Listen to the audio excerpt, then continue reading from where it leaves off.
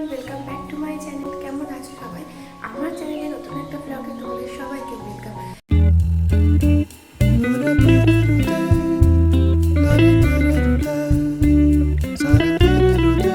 আজকে রবিবার আর এখন আমি যাবো লাহিড়ী বাবার মন্দিরে।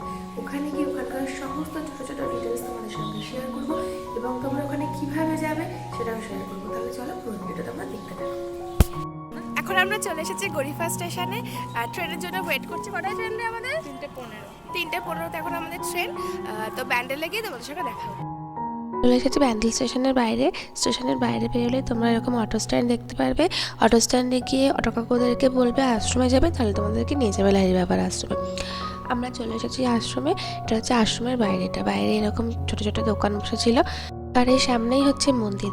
এটা হচ্ছে মন্দিরের এন্ট্রান্স। এখান থেকে আমরা ভেতরে যাব 10টা থেকে 12টা পর্যন্ত আর বিকেল 4টে থেকে 6টা পর্যন্ত মন্দির খোলা থাকে। আর ভোগের সময় হচ্ছে দুপুর 11টা থেকে 1টা পর্যন্ত। আর এখানে আসলে সবাইকে মার্জিত পোশাকে আসতে হবে আর মেয়েদেরকে অবশ্যই সাথে করে ওড়না ক্যারি করতে হবে। ভেতরটা আমরা এখন ঢুকে পড়েছি। দেখো ভেতরটা চারিদিকটা না গাছপালা দিয়ে খুব সুন্দর করে সাজানো ছিল। এপাশে রাজহাঁস ছিল, ওরা খেলা করছিল।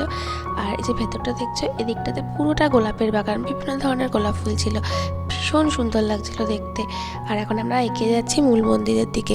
মূল মন্দিরে যেতে মা দুর্গার এই মন্দিরটা পড়েছে, এখানে আমরা এখন যাব।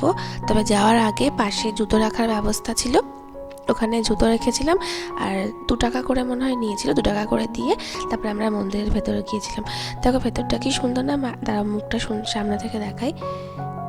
এই দেখো মায়ের মূর্তিটা কি সুন্দর না দেখতে। তো তারপর মাকে প্রণাম করে আমরা বেরিয়ে এসেছি। এদিকটা হচ্ছে প্লেগ্রাউন্ড ছোটদের খেলার জন্য, এটা হচ্ছে উপাসনা কক্ষ। এখান থেকে আমরা এখন সোজা যাচ্ছি মূল মন্দিরের দিকে। মন্দিরের ভেতরটাতে এত সুন্দর করে গাছপালা দিয়ে সাজানোর, এত গাছপালা, ভেতরটা খুব সুন্দর লাগছিল। চলে এসেছি আমরা মূল মন্দিরের দিকে। এটা হচ্ছে বাইরেটা, মন্দিরের বাইরে। তো এখানে একটা অর্জুনের রথ ছিল। আর আমরা এখন সামনে মূল মন্দিরে যাওয়ার আগে এখানে লাইনে আমাদের দাঁড়াতে হবে। এই লাইন থেকে আমাদেরকে এক এক করে ভেতরে ঢোকাবে। আর এখানে বিক্রি হচ্ছিল মন্দিরের জন্য ধূপকাঠি আর মোমবাতি, তোমরা এখান থেকে কিনে ভেতরে নিয়ে যেতে পারো। এখানে আমরা লাইনে দাঁড়িয়েছি। লাইনে দাঁড়িয়ে সবাই সবার ওড়না দিয়ে মাথা কভার করে নিচ্ছিলাম। তারপর এখান থেকে সবাইকে এক এক করে মন্দিরের ভেতর ঢোকানো হচ্ছিল। এটা হচ্ছে প্রথমেই ছিল শ্রীরাম, লক্ষ্মণ এবং সীতা মায়ের এই মন্দির। দুপাশে 2টো মন্দির ছিল আর মাঝখানে ছিল মূল মন্দির। মূল মন্দিরে গেলে সেখানে ভিডিও করা অ্যালাউড নয় এবং ওখানে ফোন নিয়ে ঢুকলে ফোন সাইলেন্ট করে রাখতে হতো, তাই সেখানে কোনো রকম ভিডিও করিনি।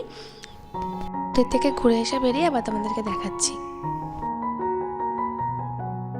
মূল মন্দির থেকে বেরোনোর পর পাশেই এরকম ধূপকাঠি মোমবাতি জ্বালানোর জায়গা ছিল। তো সেখানে আমি যা ধূপ আর মোম কিনেছিলাম সেগুলো এখানে সবটা জ্বালিয়ে দিয়েছি। এবার জ্বালিয়ে দেওয়ার পর তোমাদেরকে বলেছিলাম না দুপাশে 2টো মন্দির, পাশের মন্দিরটাতে তো যাইনি। এটা হচ্ছে সেই পাশের মন্দির। মন্দিরে কি মা কালী আর মা দুর্গাকে প্রণাম করলাম। এই মন্দিরে থেকে বেরিয়ে এসে তারপর আমাদের ঘোরা তো এখানে প্রায় শেষ।